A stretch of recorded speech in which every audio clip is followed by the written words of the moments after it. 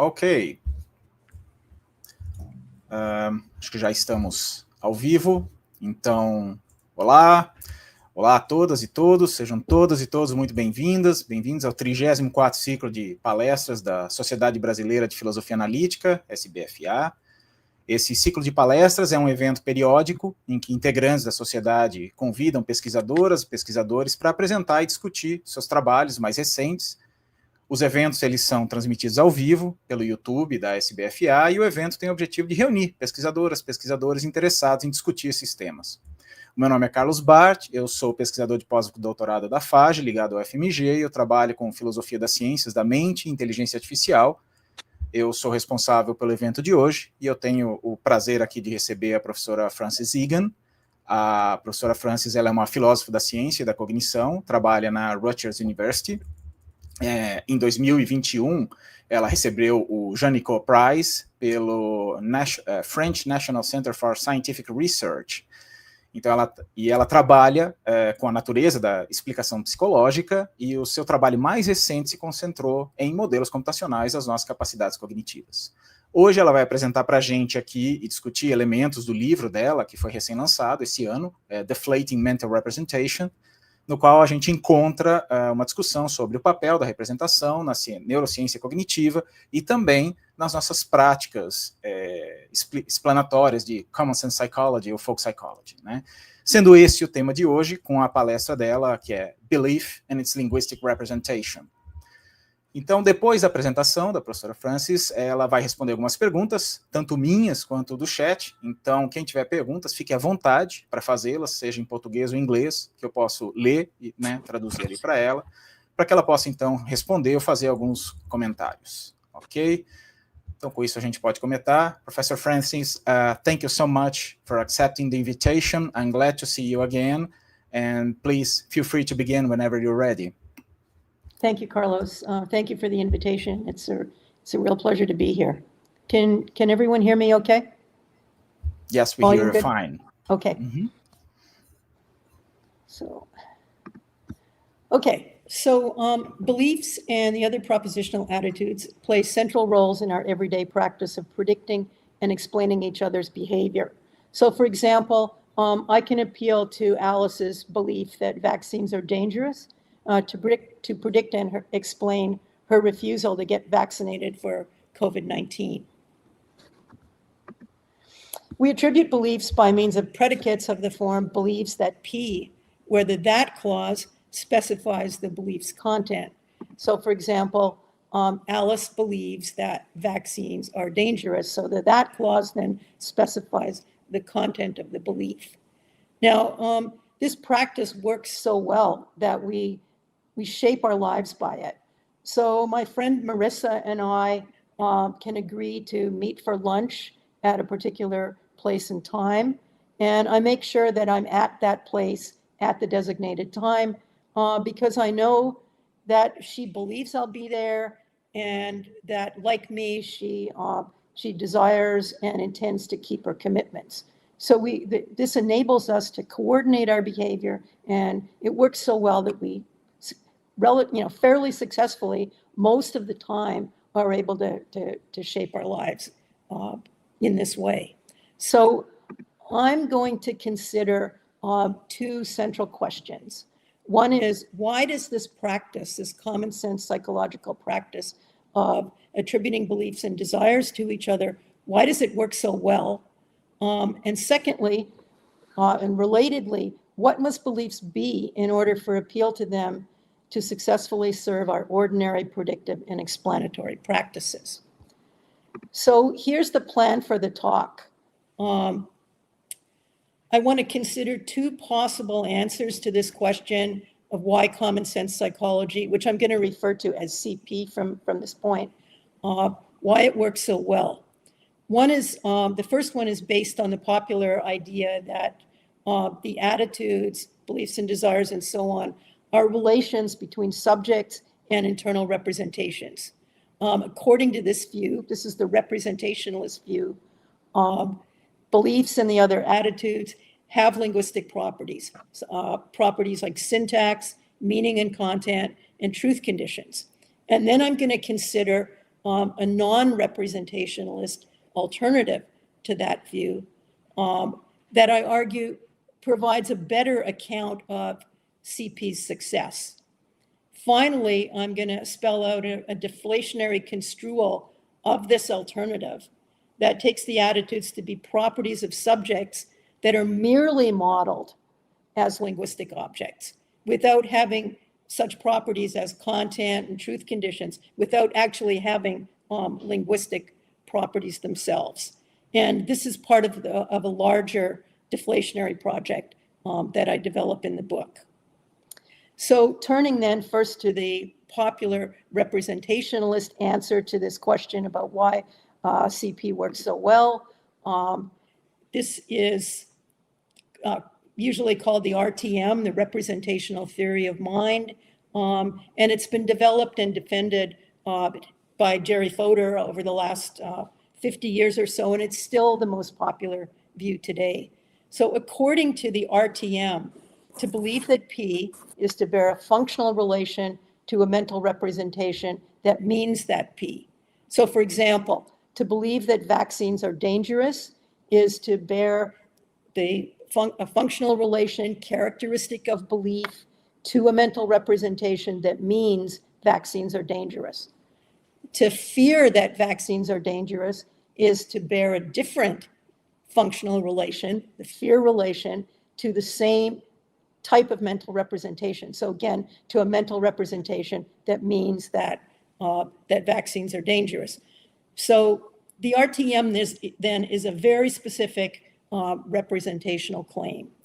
So here are the key points of this idea. One is that it's the fixed functional architecture of the mind-brain that explains why CP works so well. Secondly, cognitive science and common sense practice type individuate beliefs in roughly the same way. That is, in terms of that clauses. So again, Alice believes that vaccines are dangerous. So an important point here is that the content of the belief that's specified by the that clause in our ordinary belief attribution, again, Alice believes that vaccines are dangerous, that's the very same content as the content of the posited internal representation, the thing in the brain. So it's really important. The key idea here is that the content attributed in our common sense practices and the content of the posited internal representation is the same. So thirdly, CP, according to this view, is a deep theory of the attitudes. The theory's generalizations are defined over unobservable mental representations. Now, there's really, I think, three components to this deep theory idea. One, and most centrally, is the idea that, that beliefs and the other attitudes are relations between subjects and unobservable mental items, unobservable mental representations, and relations and interactions among these unobservable items. So the items are unobservable, the interactions among these items are unobservable too. So that's one important point. Secondly, though, this deep theory idea it also involves the idea that the theory's explanations, when they're made explicit, have a deductive structure that's claimed to be characteristic of explanation in the sciences. And I'll give some examples of that in a minute.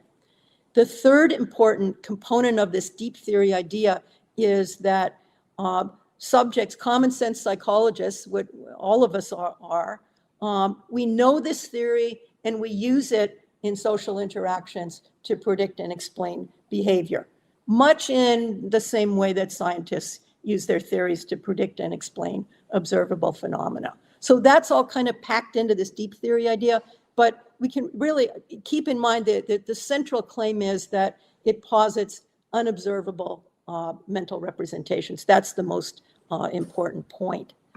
Fourthly, according to this view, CP, so given what I've said, then we can see that CP is what we might think of as proto-cognitive science.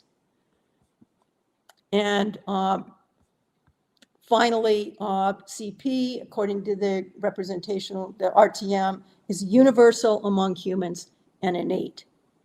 So those are the core commitments of the representationalist answer to why CP, why common sense psychology works so well. So here's an argument, an important argument for the RTM, for this representationalist construal. This is from Fodor's Psychosemantics. There's a striking parallelism between the causal relations among mental states on the one hand and the semantic relations that hold among their propositional objects on the other, and very deep properties of the mental, as for example, that trains of thought are largely truth-preserving, turn on this symmetry. RTM suggests a plausible mechanism for this relation, and that's something that no previous account of mentation has been able to do. So I want to come back to this argument. So I'm going to call this the striking parallelism argument. And some examples of this parallelism, if S believes, if P then Q, and S believes, some subject S also believes that P, then S is likely to infer that Q. A second example, if subject S believes something of the form FA, then S believes something of the form there is something that's F. So in these cases, we've got two things that are parallel. We've got causal processes. The thoughts themselves are causally related, and their contents are semantically and logically related. And here we've got, in the first case, modus ponens, second case, existential generalization. So the parallelism then is between causal processes in thought and logical and inferential relations that hold among their contents. So representationalism purports to explain this striking parallelism, the fact that causal relations among mental states in thought processes mirror, as Fodor puts it, logical relations in inferences by positing that thought processes literally are inferences. So that's the core idea. That's the explanation. They're largely truth-preserving because, as in first-order logic, they're sequences of symbols. So thought processes are sequences of symbols whose transitions are governed by rules defined over the syntax of the mental representations, where syntax here is to be understood as a higher order physical property. So beliefs on this view have the characteristic properties of linguistic representations. In particular, they have syntax, meaning and content, and truth conditions. So that's the RTM answer to why common sense psychology works as well as it does. It's basically got the same form as the deep structure of the mind. Okay, so I want to compare that, contrast that with an alternative answer to why common sense psychology works as well as it does, a non-representational alternative. So let me run through first the main features of this idea. Common sense psychology, CP, on this view, is not a deep theory. It's what we might call theoretically shallow, in the sense that it appeals to states that are closely tied to observable behavior rather than unobservable mental representations. Beliefs on this view they're understood as causally efficacious properties of subjects. They're what I call causal complexes, and I'll say more about that in a few minutes. On this view, beliefs and the other attitudes, or rather, common sense CP on this view plays a regulative, mind-shaping role in addition to its roles in prediction and explanation. So common sense psychology, according to this view, predicts, explains, but it also regulates the behavior of its subjects. Now, again, this is a construal of what's going on in our ordinary common sense practices. Let's see. And finally, CP is in part a product of enculturation. So this regulative mind-shaping role that it plays for subjects some of it might be innately determined, but it's also a product of, partly at least, a product of enculturation. So that's the alternative. Now let me say a little bit about each of these planks of the non-representationalist answer. First, the idea that it's not, CP on this view is not a deep theory. It's what we might think of as it's a shallow theory. The idea is that the folk don't have a view about our cognitive architecture. They don't have a view about what's going on in the brain when a subject believes that that it's raining or has a desire for a beer. They don't have a theory, much less a deep theory of the attitudes. So in this view, then, beliefs and the other attitudes are not deep states, and that's an important point of contrast between the two alternatives. So CP on this view is not proto-cognitive science. The type of architecture or architectures, there may be more than one, so some subjects may vary in what's actually going on in their brains when they believe in desire. The type of what's going on in their brains when they believe in desire is a matter for empirical investigation. Science. And there's little empirical support, I should add, there's little empirical support for representationalism among the attitudes. Now, I'm not going to say anything more about that, but I'm happy to talk about it in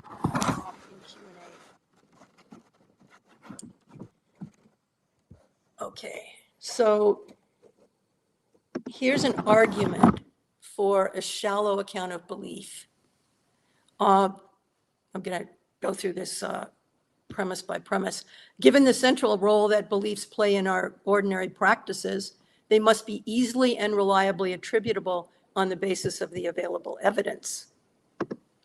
Attributors typically have observable evidence of relevant behavior and experience, a raft of experience of what they themselves and others would think and do in similar circumstances, applying norms that are most likely, at least in part, a product of enculturation.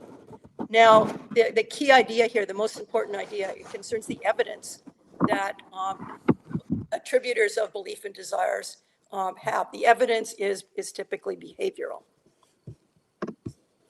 This evidence, which is primarily behavioral, is often sufficient to justify belief attributions to others. But belief attributors never have the sort of evidence that theory-like representations would require for attributions of belief to be justified. 5, I'm not sure why the font is switching here. I hope that's not too distracting.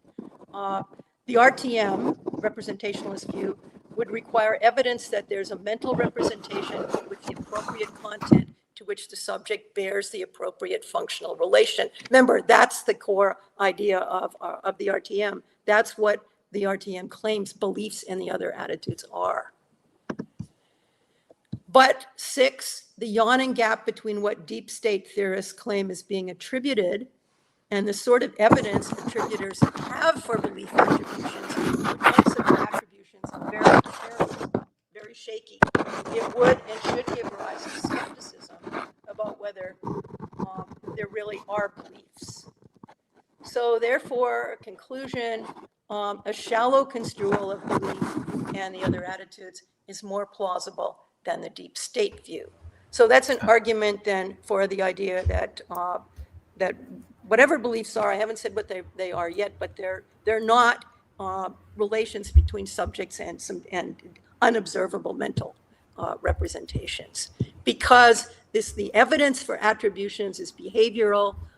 The required evidence for the RTM would make belief attributions very shaky, and it would suggest a skepticism about the whole project. So back to the main components of this non-representationalist answer, beliefs on this view and the other attitudes are causally efficacious properties of subjects. They're what I call causal complexes. So let me elaborate that idea a little bit. They're causal complexes. The belief, for example, the belief that it's raining is the state caused by seeing that it's raining, or feeling oneself getting wet, or being told that it's raining, and that typically causes, depending on one's desires and other attitudes, one to grab an umbrella, to believe that one will get wet if it stays outside, to answer it's raining if someone asks what's the weather doing, and so on. So this is, there's nothing exotic about this.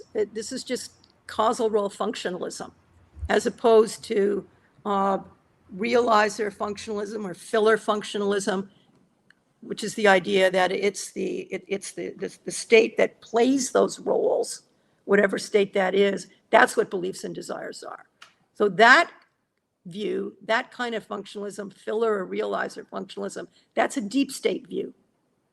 This is saying that beliefs are these causal complexes that are characterized, that are states that are fairly close to their behavioral evidence.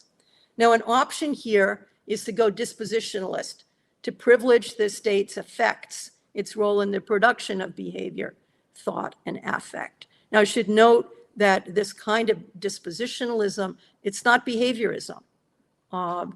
It's privileging downstream effects of the state, its production in behavior, but also thought and affect. So that's an alternative view. In any event, what I'm calling these causal complexes are shallow. Frances, they're closely can you hear me? tied to observable conditions and behavior. They're not deep states. They're not unobservable. I'm sorry, can you hear me, Frances? Oh. Whoa.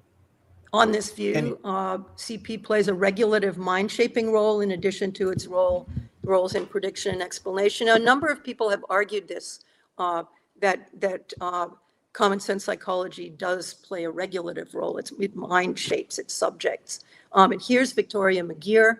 She says, folk psychology operates as a regulative practice, molding the way individuals act, think, and operate so that they become well-behaved folk psychological agents. Agents that can be, they become what we might think of as kind of good models of folk psychology, common sense psychology, models in the philosophy of science sense.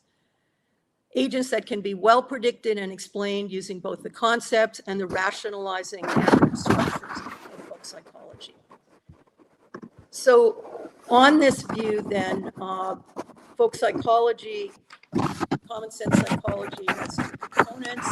One is the concepts that allow a very fine-grained taxonomy of the attitudes, the belief that P, the desire that Q, and so on. And secondly, the rationalizing narrative structures, the generalizations that invert to these attitudes. For example, modus ponens and existential generalization that we talked about earlier.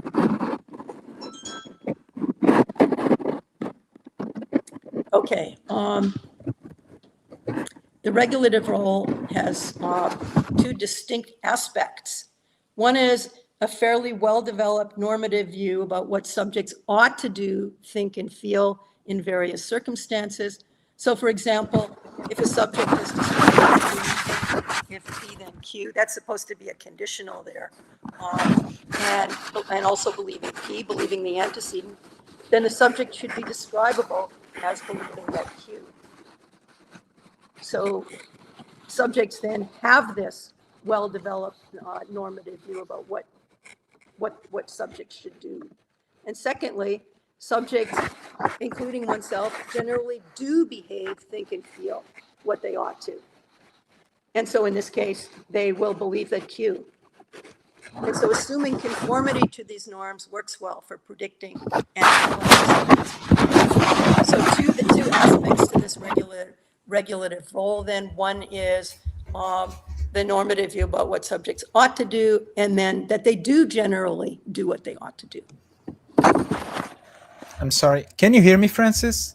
Okay, Excuse me. in support of this idea that common sense psychology plays this regulative or mind-shaping role, McGeer considers how we react when behavior violates the norms.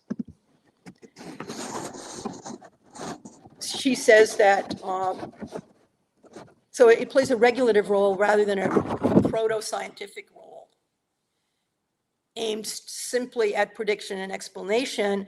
McGeer argues that this regulative mind-shaping role is actually more important than prediction and explanation. So it's very unlike what's going on in typical scientific prediction and explanation. And the key thing is that she points out that when the normative principles fail to predict a subject's behavior, we don't attempt to revise the principles. We don't attempt to revise modus ponens, as a theoretician might do when her theory's principles fail to predict a phenomenon. Rather, we often try to mold the behavior to fit the principles, deploying various pressures to increase the chance of conformity in the future. So we criticize the subject. For children, we encourage and control and cajole them to behave in ways that conform to these normative principles. So CP is in part, as Tad Zawitsky puts it, a mind-shaping enterprise. So summarizing this regulative idea, we assume conformity, expecting others to be readable and predictable. We endeavor ourselves to conform. We make ourselves readable and predictable. As a result, we become good models of CP. And in virtue of our being such models, the norms come to structure our interactions with each other without us thinking about it. This is why CP works as well as it does. Okay, finally, CP is in part a product of enculturation. I'm not going to say anything more about this. That's clearly an important component of its CP's ability to play this regulative mind-shaping role. Part of that is enculturation. So summarizing then how this alternative non-representational answer explains why CP works so well. Beliefs and the other attitudes are not what I'm calling deep states, but shallow states closely tied to observable behavior, what I'm calling causal complexes. In general, the attitudes are reliably attributable on the basis of the available evidence, which is primarily behavioral. And we're shaped, partly as a result of enculturation, to be good models of CP. Okay, in the rest of the talk, so that's the non-representational alternative. In the rest of the talk, I develop a deflationary construal of this non-representational alternative. So if you're on board so far with the idea that beliefs are what I'm calling causal complexes, in other words, if you're on board with role functionalism, then I think the deflationary view that I'm going to develop, the idea that beliefs don't really have semantic properties, don't really have linguistic properties, don't have content, don't have preconditions. I don't think you should find that. I mean, it sounds counterintuitive, but I don't think that's really a big leap if you're on board so far with the non-representationalism. So we're moving then to this deflationary conception. So to play their roles in our ordinary practices, beliefs must be states of subjects that cause behavior and other mental states, including emotions. So we attribute beliefs primarily, just kind of recap.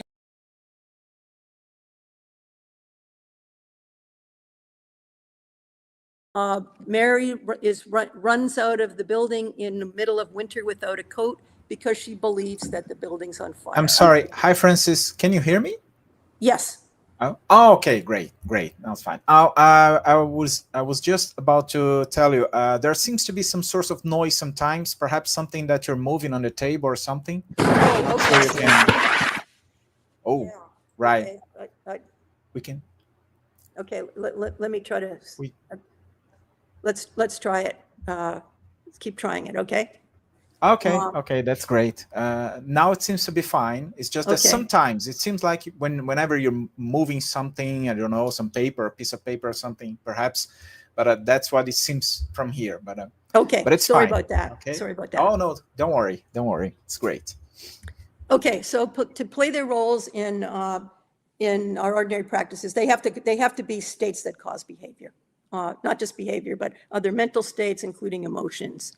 And moreover, the causal relations that hold among the attitudes and that are crucial for the predictive and explanatory success of CP are modeled by and represented as logical and semantic relations that hold among the sentences used to attribute propositional attitudes. Now, this is a really important point. It's a minimal commitment of what I'm calling Fodor's striking parallelism idea.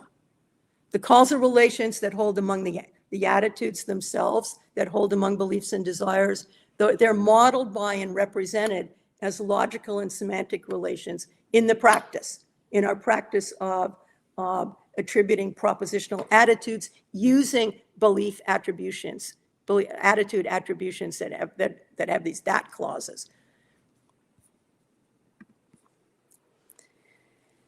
Now, once the plausibility of representationalism has been undercut, which I hope I've cast some doubt on it, and we replace it with the more minimal account of what common sense psychology is committed to, then I think the motivation for thinking that beliefs have syntax, meaning and content, and truth conditions is undercut.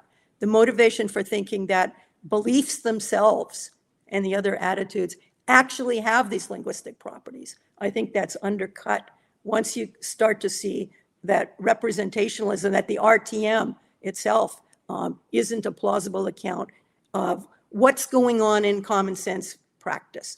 The key thing to remember here is we're talking about an everyday, an ordinary practice that we all use to predict and explain what people are doing.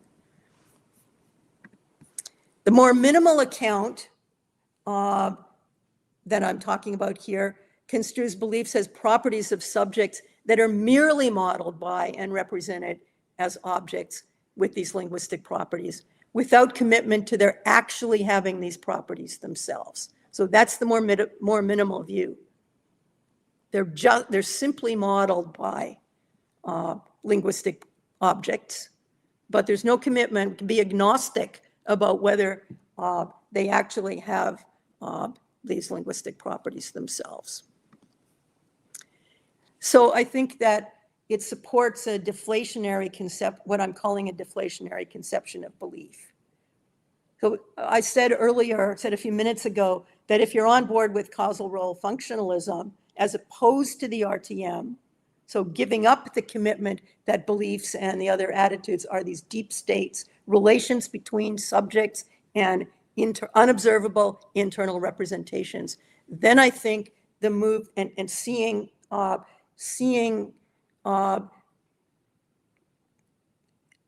beliefs as merely modeled by linguistic properties, then I think it's not a big leap to buy this, what I'm calling this deflationary conception. So let me explain that now.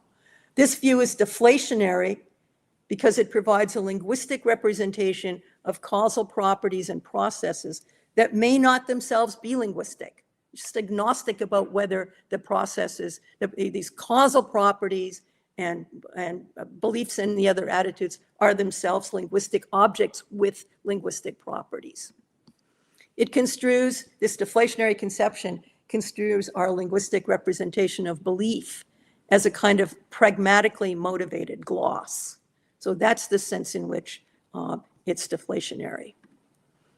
On this view, the complement clauses of attitude attribution. So again, Alice believes that that vaccines are dangerous, Sam desires to have a beer, and so on. These specify the contents of the attitudes. They function in our common sense attributive practices, much like the real numbers function in our measurement practices. In our ordinary measurement practices, we specify physical magnitudes such as mass, temperature, and length in ways that allow us to capture such relations as heavier than, warmer than, and longer than.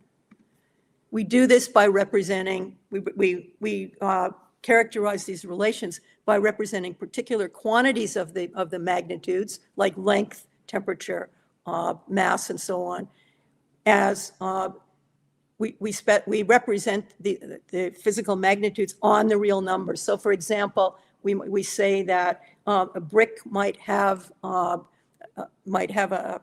weigh five kilograms.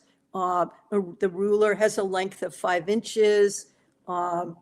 The quantity of water is maybe 50 degrees Celsius, and so on. So we represent these properties using the real numbers. We represent them, the physical magnitudes, numerically.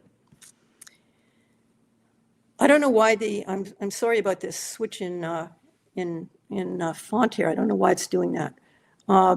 We do this by representing particular quantities of magnitudes on the real numbers. The important point is that we can represent these magnitudes knowing little or nothing about their intrinsic character. We can represent temperature and mass, for example, without knowing what temperature really is.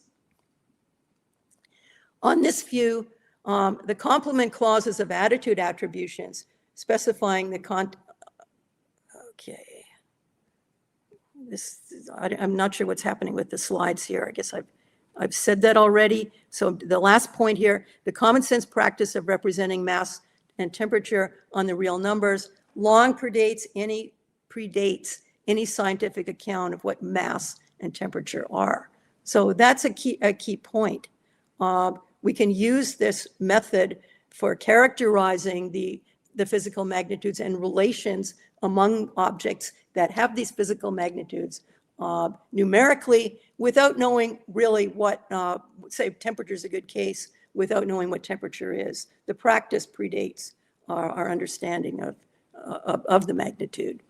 So today let me spell this out a little more clearly maybe. To say that an object has a temperature of 20 degrees Celsius is not to say that the object has a particular numerical property. Rather, it's to attribute to the object a property that's specified by means of its location on a numerical scale, allowing us to think and talk about objects with temperatures without having a deep theory of temperature. We gloss in my terminology. That's the way I like to describe the function of content attribution in various domains. We gloss the physical magnitude using the real numbers, but we don't assume that the magnitude, that is temperature itself, has all the properties and relations of the representing scheme, that is the reals, that we use to think about it. So for example, consider this object that has a temperature of 20 degrees Celsius. We can infer that it's warmer than an object that's 10 degrees Celsius and cooler than an object of 40 degrees Celsius, but we're not entitled to infer that it has twice as much heat or twice as much temperature as the object at 10 degrees or only half as much temperature or heat as the object at that has 40 degrees Celsius.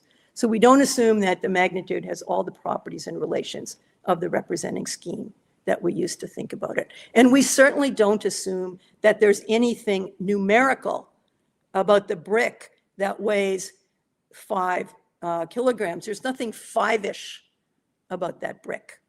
But yet, in saying that it has, in specifying its weight numerically, we relate it to other weighty objects in a useful way.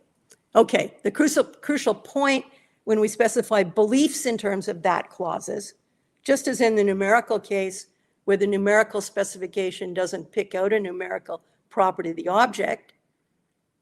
Similarly, so that the brick has nothing five-ish about it. Similarly, in the belief case, that clause serves to specify the belief, but without justifying the conclusion that the belief actually has the linguistic properties of the that clause. Okay, so to say then that a subject believes that it's raining is not to say that she stands in some substantive relation to an object that has the linguistic properties of the that clause. This is the key idea of this deflationary conception.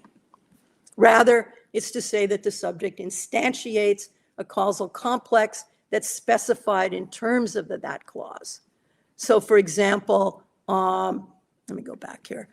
When we say that the subject believes that it's raining, we're saying that the subject is in a state that's typically caused by seeing that it's raining or getting wet, feeling rain when you're outside or being told that it's raining, and that typically causes one to take an umbrella if one wants to stay dry or go inside, respond it's raining if asked what the weather's like, and so on. So it's to say that's the causal complex that constitutes the belief that it's raining. And that's what it is to say that the subject, to attribute the state by using this that clause that it's raining. We represent the attributed attitude in linguistic terms. That's the only way we can do it, though without commitment to the idea that the attributed attitude actually has these linguistic properties. So we specify these causal complexes. Those are the things that's the belief. That's what constitutes the belief. And our method for specifying that causal complex is that clauses. It's linguistic. In doing so, in representing the attributed attitude in linguistic terms, in glossing it linguistically, as I like to put it, we provide a way of representing the attitudes for our practice of predicting, explaining, and regulating behavior. On this view, then, causal relations get represented in terms of logical relations among the that clauses that we use to specify the contents of the attitudes. So we can bring this back then to Fodor's striking parallelism. It's not surprising that causal relations that causal relations are mirrored by inferential relations among the linguistic representatives of the belief. That's what they're intended to do. They're merely represented and modeled by the linguistic properties. And that's the explanation for the Fodor's striking parallelism. Again, just to underscore it, beliefs themselves don't have meaning and truth conditions on this view, and beliefs don't stand in logical relations to each other. Rather, the elements in our scheme for representing them do. Now, I think that this is roughly what Robert Stalnaker has in mind when he says this, the idea that our way of representing propositions, belief attributions, are a way of characterizing capacities and dispositions of people. Stalnaker says, there is, alas, only a brain in the head, no pieces of information, no contents, wide or narrow, propositions, whether they're Phrygian thoughts, Russellian complexes, or sets of possible states of the world, are abstract objects that we use to represent certain capacities and dispositions of people and certain kinds of relations between them. That's really the key idea of the deflationary view. And I think that to see why this works, why that clauses can go proxy for a description of causal complexes, what he says here should be augmented with McGear's point. The linguistic strategy for representing the attitudes works as well as it does precisely because we can be shaped to conform our dispositions to these logical relations. That is, to conform to CP's generalizations, shaping our dispositions to behavior in the appropriate way. So that clauses serve to represent causal complexes, elements of which, through some combination of natural inclination and enculturation, tend to co-occur in well-regulated subjects. Belief attributions on this view will be straightforwardly true or false, depending whether the subject has the causal complexes so designated. So it's true to say that Sam believes that there's beer in the fridge, if and only if he is inclined to behave in the way that he's inclined to want to go to the fridge when he wants a beer, to offer a beer to a visiting friend, and so on. So attributions of belief are true or false, depending whether the subject has the causal complexes that's picked out by the belief attribution. Okay, so that's the view. Let me say a little bit about what content attribution does on the deflationary view, what its functions are. And on this view, content attribution does what it needs to do, but without the heavy empirical and metaphysical commitments of representationalism. So I'll talk about two. I'll talk about the two most important functions of belief attribution on this deflationary view. Probably most importantly, content attribution provides a compact characterization of the causal complexes that constitute the attitudes, as well as the characterization of the causal relations among the attitudes. Now, we need this in order to predict and explain what subjects are doing. And so the content attribution provides a compact way of characterizing that sometimes fairly complicated causal complex that's causally responsible for behavior. Attributing to a subject the belief that it's raining allows us to infer quite a bit about how the state is likely to interact with environmental conditions and other mental states to produce further mental states and behavior, as I've spelled out. Crucially, this common sense scheme for representing the attitudes by using linguistic objects, attitude attributions, enables the predictive, explanatory, and regulative functions that we associate with beliefs, though without us having to know anything about deep structures underlying the causal complexes. So, for example, it might be that there could the deep structures underlying these causal complexes might be different in different subjects. They might be internal representations in some subjects and something quite different in other subjects. We don't have to know about that. It's irrelevant to our practices. It's not germane to what we want to do, to the functions of this practice, which is predicting, explaining, and regulating behavior. So we can wonder then, so I've said that beliefs on this view, beliefs in the other attitudes don't have content, they don't have truth conditions, they're not themselves true or false. So we can wonder then, what is it to say that S's belief that vaccination prevents COVID infection is true? We do say that. We say things like that all the time. Strictly speaking, it's to say that the sentence that best models or glosses or characterizes or picks out the subject's belief, in this case, vaccination prevents COVID infection. So the complement of that clause, it's to say that the belief is true, is to say that the sentence that best models that causal complex is true. In general, to say that a belief is true or false is to say that that is, the causal complex that constitutes the belief, is best modeled or represented by a sentence or proposition that's true or false. So then we can say that what is believed is false. So again, strictly speaking, what we're saying is that the sentence that best characterizes this causal complex is true or false, but we can say what's believed is true or false. Second, so the first function, crucial to what common sense psychology allows us to do, which is to predict and explain people's behavior so we can coordinate with them, is that it characterizes the causal complex that constitutes the belief. A second important function is that representing the attitudes by objects with meaning and truth conditions, by that clauses, allows us to treat them as having correctness conditions. So for beliefs, it allows us to treat them as being true or false.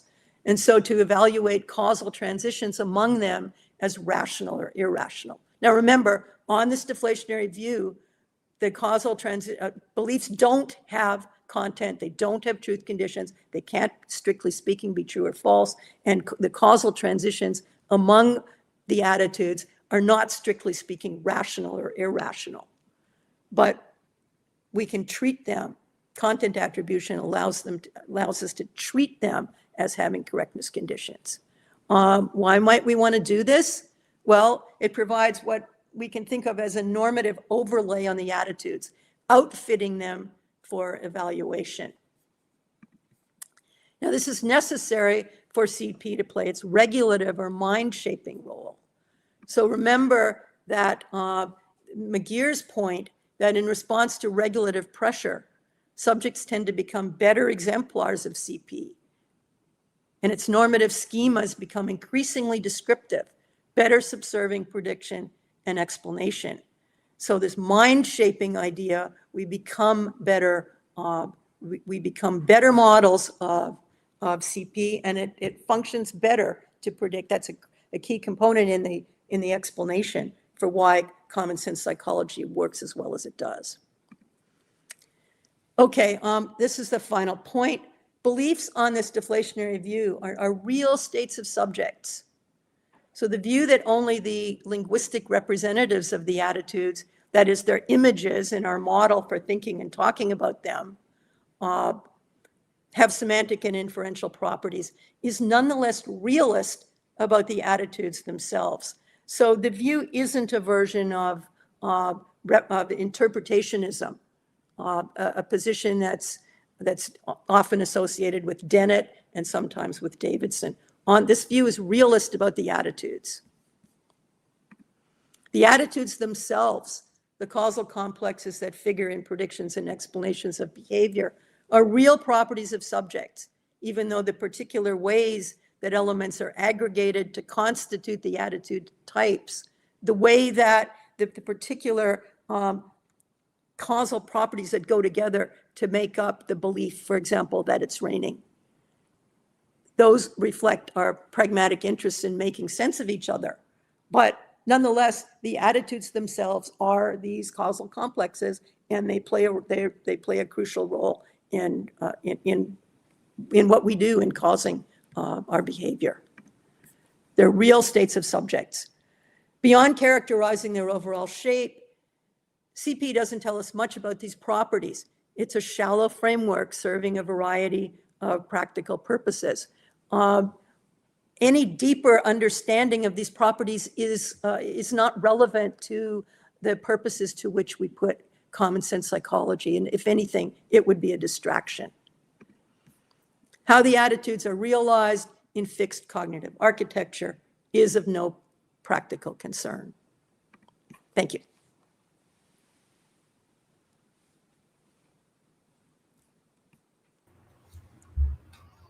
Okay.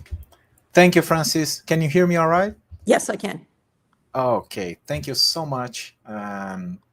As I told you before, it's hard for me to formulate hard questions because I pretty much agree with a lot of pretty much everything that you said. So great. I have a few, yeah. But I have a few questions. Perhaps there are more of exploratory or perhaps chances for us to develop a bit further a few of the points that you presented. But we have also a few questions here from the audience. And so maybe there are some questions regarding your views against representationalism or the arguments you presented. But Well, at first, what I'd like to ask you is that it's a more of a general question. I mean, in your book, you mention a few ways in which the glossing our beliefs as linguistic representations, they're useful for us as linguistic creatures. So a lot of the classic reflections about belief, they came from thinking that the semantic properties of beliefs could somehow guide or constrain the psychological research on what beliefs are. I mean, for instance, the representationalist story the representationalist story is one in which it tells the scientist by what to search for, what to look for, by saying the kind of structure he has to look for. Externalists claim that content involves extra psychological elements just by analyzing, the structure of belief and so on. Now, do you think that there's any role left for this kind of reflections when it comes to the psychological enterprise of figuring out what a belief is? I mean, as much as we can speculate about that, of course. Is there any role left for this kind of reflection about belief? That is, could properties of this model help to, the CP model, help to guide empirical research on how we learn or how do we entertain beliefs? I think so. So when you say guiding our research into what beliefs are, I would put it slightly differently. We as scientists or as students of psychological processes and neurological and cognitive processes, we're interested in how beliefs are realized. So what they are these causal complexes. That tells us what beliefs are. But there's a further interesting theoretical question. How are they realized in the brain? They have to be realized in the brain. Somehow they might be realized as, it might be that there actually are underlying many of these beliefs, sentences that have content that's similar to the content of the attitude attributions. I think that's unlikely, but it's a possible way that beliefs and the other attitudes might be realized. So there's an interesting scientific question here, and we can be guided, I think, by keeping in mind that it's the causal complexes that play the crucial role in our common sense practices. And we can then try to, as scientists, try to investigate how might these things be realized in the brain. Mm-hmm. But that's a different project. That wouldn't show us if it turned out that beliefs were sentences in the head with content, or beliefs were some kind of properties of networks, of neural networks. That wouldn't change our idea of what beliefs are. We'd have discovered something about how they're realized in the brain, but it wouldn't have any implications for what beliefs are. Does that address your question? Yeah, sure. Yeah, I agree. I'm under the impression that a lot of the times when we were doing philosophy of mind, when we were reflecting about belief, actually, it always seems to me that we were doing some kind of, armchair psychology, things that we should be studying empirically. We were trying to address theoretically or by just reflecting on them. So that's one of the things that I like about this approach. The philosophical, the psychological stuff is brought back to the psychologist, to the empirical endeavor within psychology. But I have another question, and also addressing this. When it comes to folk psychology or common sense psychology, it always tells us something about language. So I would like to address a bit the possible relationship between common sense psychology and language. For instance, in your book, you claim that deflation is about common sense psychology is compatible with Greichian account of linguistic meaning. You didn't address this here, but I believe it's something of a common knowledge for everybody watching. But do you think that there's any account of linguistic meaning that would be precluded or perhaps that could become less plausible if one adopts deflationism about belief contents? Or do you think we are neutral in this regard? Yeah, I think it's neutral. So I can't I don't think there's any view of linguistic representation, linguistic meaning that's ruled out or even made less likely by this account. So maybe I should say a little bit about how it's compatible with the Gricean program. Grice doesn't say anything about how to understand the attitudes. So according to the key point about the Gricean program is we understand linguistic meaning that by understanding what subjects, but beliefs and desires, propositional attitudes. But propositional attitudes on this account are these causal complexes. And so to understand, to come up with an account of linguistic meaning, propositional attitudes can play a role in that project. They don't have semantic properties themselves. So it's not, I mean, you might think this is question begging. This would be question begging on this proposal, but that it may appear to be question begging, but it isn't, because propositional attitudes on this view are not linguistic objects. They're causal complexes that can go into the mix to explain linguistic meaning. So the project then can advert to beliefs and desires. Those don't have semantic properties, but we can understand how subject, how language can have semantic properties, how we can understand linguistic meaning by adverting to these things that are purely causal, purely functional. There's no kind of semantics already built in. That would make the project circular. But that's exactly what the deflationary view rejects. Right. I was trying to think about a possible counterexample, but it's really hard because, like I said, I agree with the project overall. But I was trying to come up with something, and I thought of this. It's not a well developed idea, but I was thinking about contextualism within a philosophy of language. I mean, a contextualist would claim, for instance, that the context, understood very broadly in the situation we're in, it has some normative force in determining the truth conditions that characterize a linguistic meaning. I mean, so context goes way beyond filling in lexicals, demonstratives. I mean, context itself tells us what should be a part of the truth conditions of a given utterance in this field. I mean, we can remember Travis's famous example. I mean, there's milk on the fridge, for instance, should be true. If there are some drops of milk spilled on the fridge and we're cleaning it, but it should be false if there are some drops of milk spilled on the fridge and we are about to offer milk to someone. But here, something that a contextualist could try to claim is that this wider role played by context is not encoded in our linguistic models of common sense psychology. And nonetheless, it has some normative force. I hope I'm making myself clear because I'm coming up with this right now.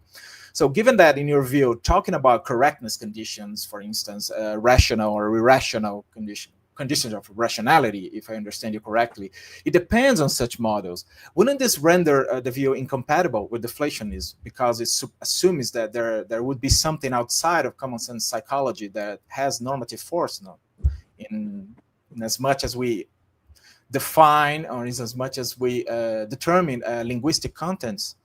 Did I make myself clear? I hope so. Well, certainly there are linguistic meaning. Meaning has all kinds of, it depends on all kinds of normative principles. The account doesn't, the account takes for granted linguistic meaning. My account of propositional attitudes just assumes that belief attributions are meaningful. So it's not saying really anything about where linguistic meaning comes from. It assumes it, and then it uses it to do various things, to pick out relevant causal complexes for predicting and explaining behavior, to rationalize behavior in this, or to allow for the evaluation of certain causal transitions. But it takes that all for granted. So I don't think it closes out. I don't think it's incompatible with any moves that contextualists or in any particular moves that one might make in explicating linguistic meaning. Okay, great. But you might think that, I'm taking a lot for granted here. I'm assuming that belief attributions are meaningful, and I'm not saying anything about where their meaning comes from. And again, back to the Gricean point, explicating, it's open, it's a possibility to explain linguistic meaning in terms of these causal complexes. That's fine. They're likely to play a role in the conventions and the normative principles that govern linguistic meaning. Right. Okay, got it. Yeah, like I said, I tend to agree with you. I'm just trying to to play the commentator here. But I have one final. I'm curious about one last thing before we start getting questions from the audience. There are some questions here, but considering, for instance, the evidence or possible reasons to consider representation, the representationalist view, you're certainly familiar with Kilty-Dunn and Mandelbaum use of the spades and clubs versus non-diamonds and non-hearts sorting and symmetry, that argument that they use to argue that content plays a causal role that can explain the performance difference. We go fast when we try to sort, cards with, by looking at spades and clubs, and we slow down when we try to think of it in terms of non-diamonds and non-hearts, for instance. Mm-hmm. So even though extensionally these are the same set, so in their view, folk psychological belief must be robustly representational, must be a deep theory, and so on. I've seen this argument being used in some informal discussions here and there. Do you think that might constitute a plausible challenge or a possible problem for the deflationary view? Yeah, I guess I'm not seeing what the challenge is here. Is the idea that it depends on how we think of this object that enables. Their idea is that the contents, the semantics would have a causal role, and in this sense, by having a causal role, it couldn't be solely a gloss that comes after. It couldn't be a part, or either you would have to assume that contents are part of the causal complexes, which means it has representational context, or we couldn't explain the causal role the content is supposed to have in this example. Yeah.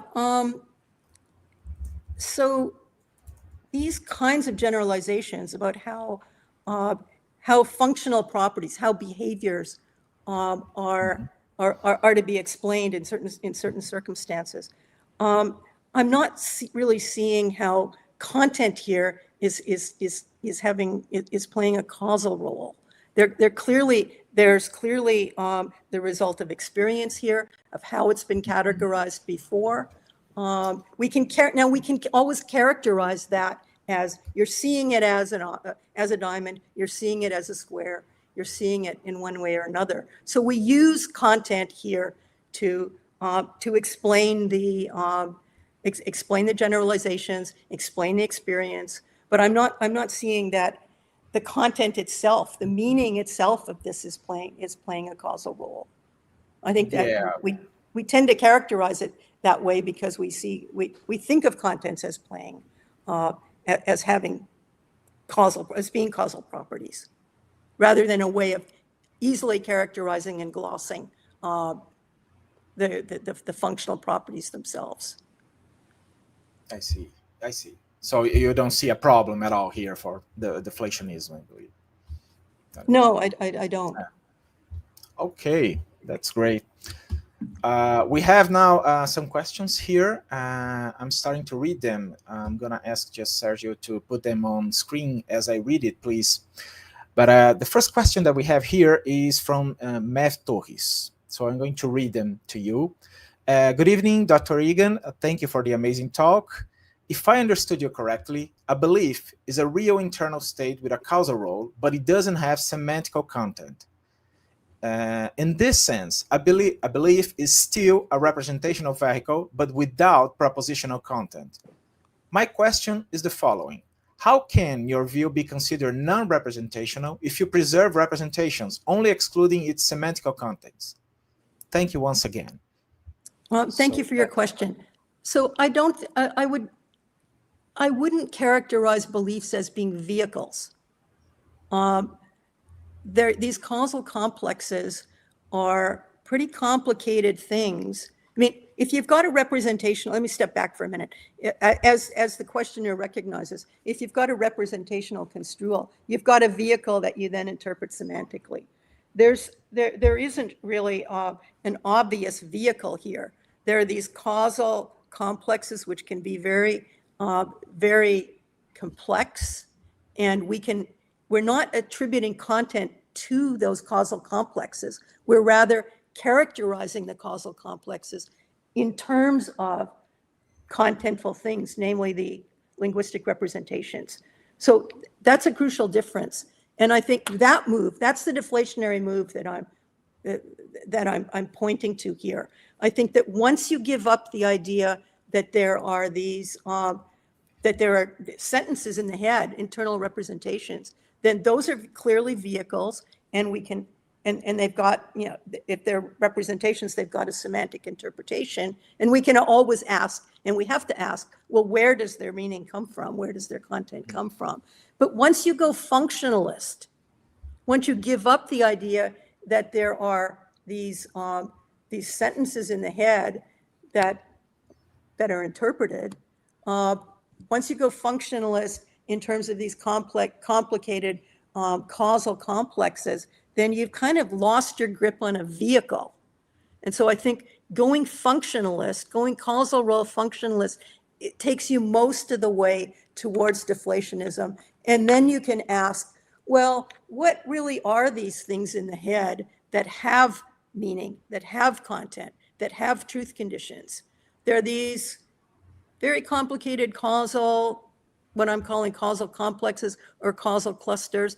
And I think that move takes you quite a bit of the way towards deflationism. And it's not much of a step to say, okay, those things don't really have meanings. They don't have truth conditions. Rather, we can characterize them. So we're now, the idea here is we're using this linguistic apparatus to model these causal relationships, but we're not attributing any semantics to those things. So there's no vehicle. So it's not representationalist because there's no vehicle that gets interpreted. It's rather there's these two structures. As Fodor, you know, I think that, I mean, this striking parallelism is a really cool idea, but I think it actually supports, once you start to be skeptical about these internal sentences, where could their meanings come from? It supports the idea that really what we've got is a modeling relationship between inferential structures and causal structures. Does that so very interesting question. Thank you for that.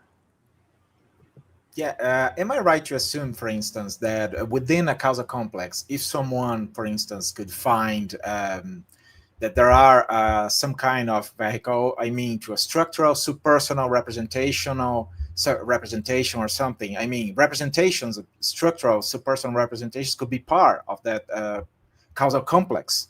I mean, other than making you less happy, because of course this goes against the deflationary view towards representations in a broad sense. I mean, again, in the case of cognitive mechanisms at all, do you think that would affect the view that common sense psychology is a model?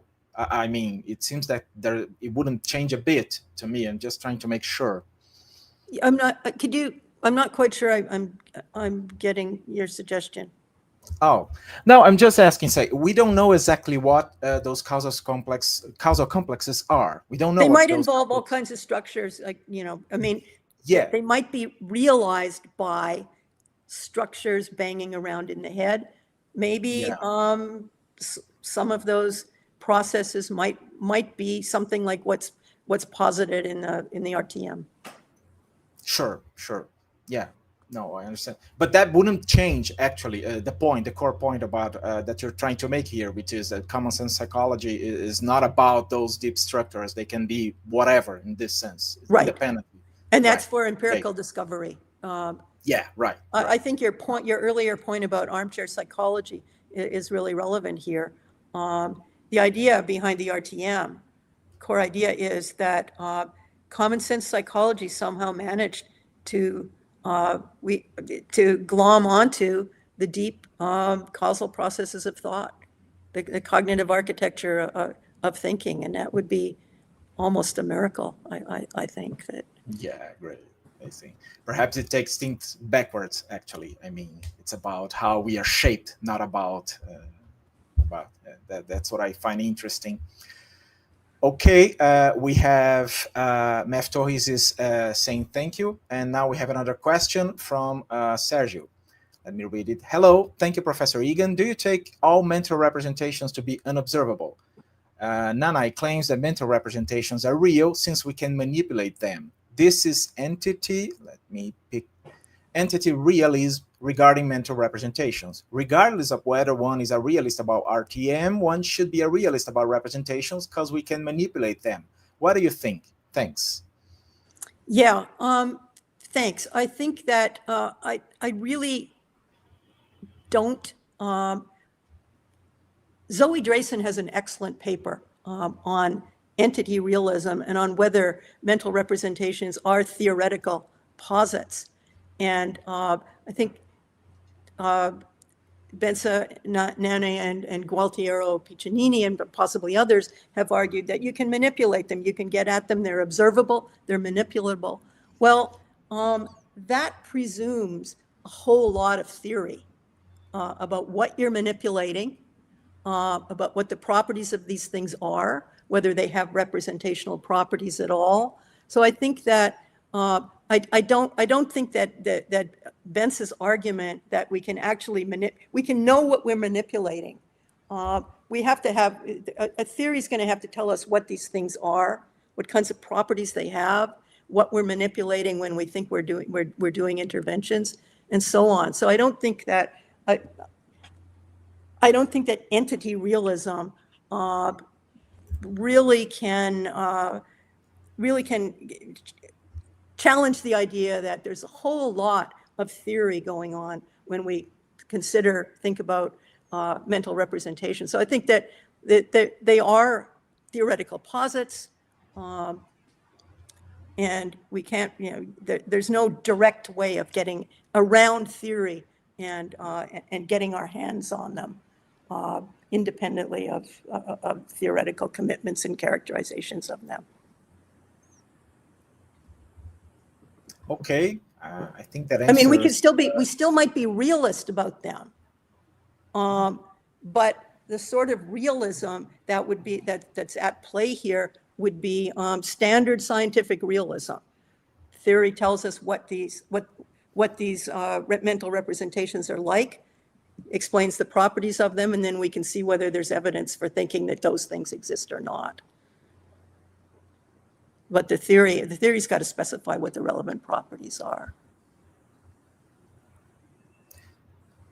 Okay, great. I think that if Sergio has a follow, he already said, thank you for your response, Professor Egan. Cheers. Okay. Now the next question is from João Felipe Santanarazzi. Not sure how to say that. Thank you very much for the presentation. I have a question regarding the representationalist conception of beliefs that you presented. You mentioned that Fodor's view carries some philosophical commitments that are, in fact, points of contention within cognitive science. Do you think that certain study cases in neuroscience in which suggest that behavior is not tied to higher order thoughts such as blindsight, restless leg syndrome, and others expose some of the fragilities in Fodor's view?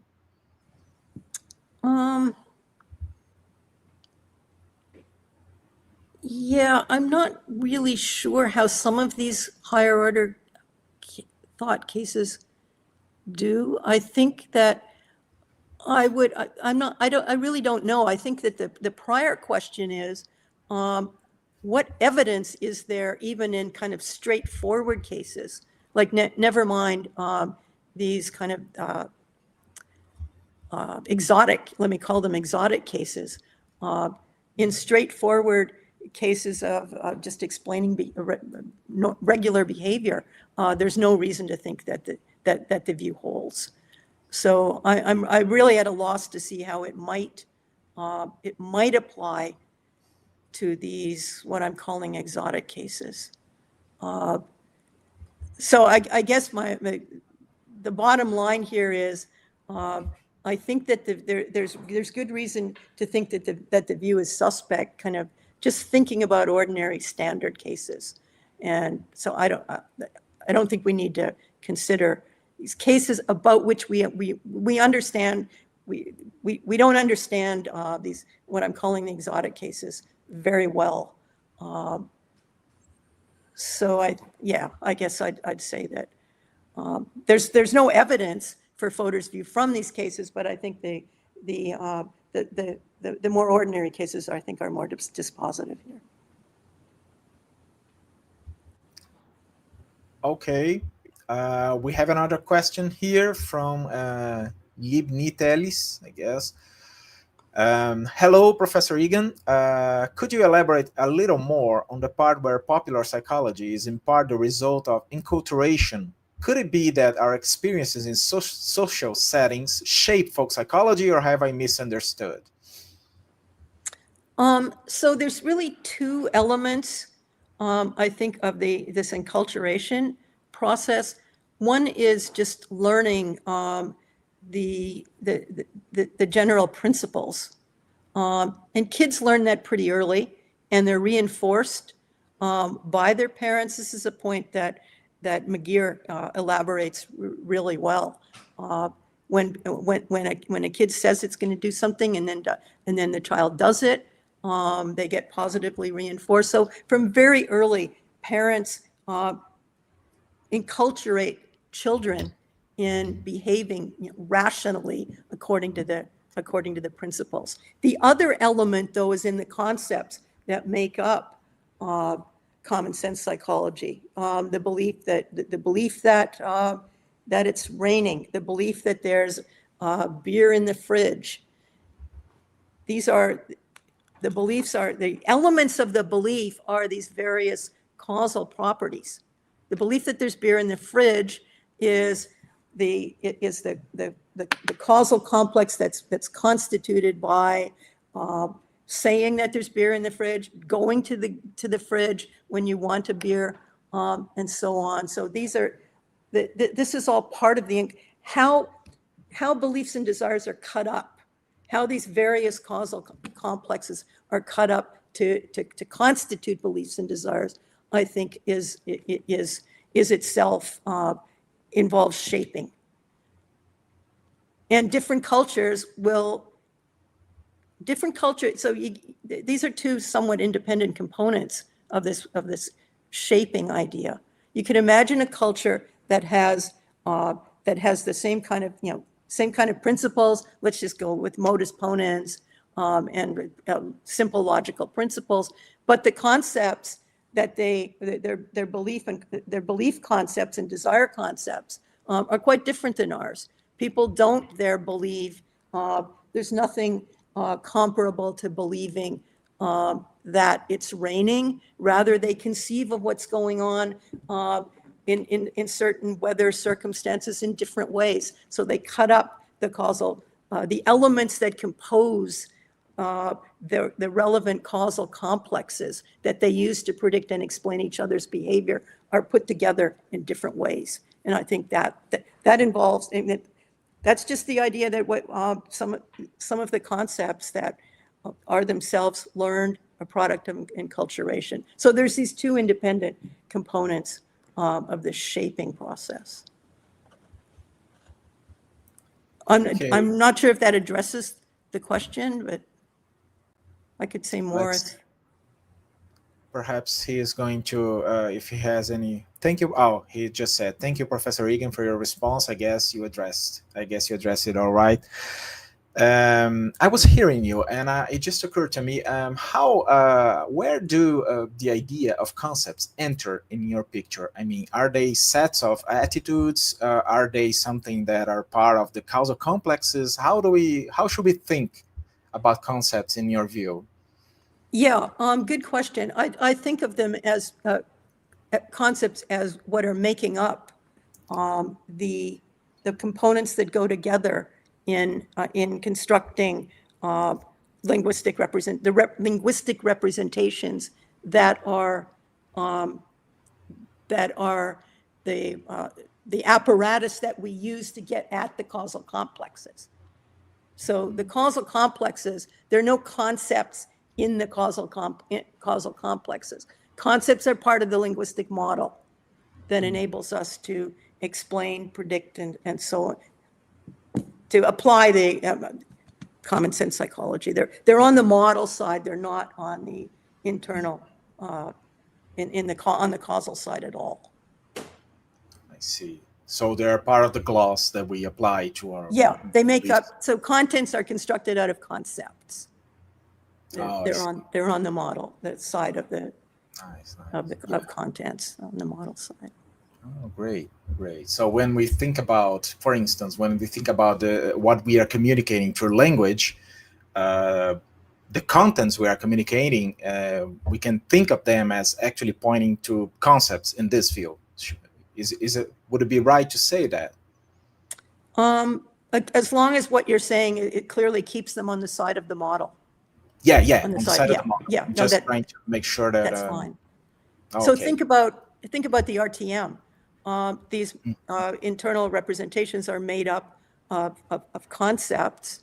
They're the belief that it's raining is on the RTM view is a relation between a subject and a sentence that means it's raining, and presumably at least the language of thought construal of the RTM, which has further empirical commitments, understands the internal sentence, it's raining, as being composed of different components, and those are concepts on the RTM view.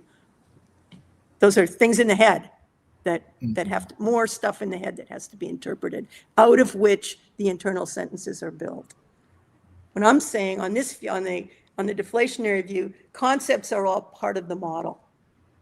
They're the things that make up, they make up contents. Sure. Okay, that's what I would guess, but it's nice.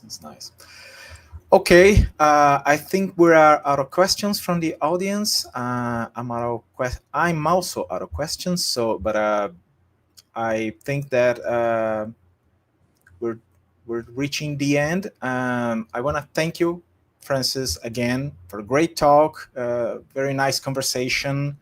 For your availability, your kindness. It's the second time that we meet this year, so I want to thank you for that and for being here.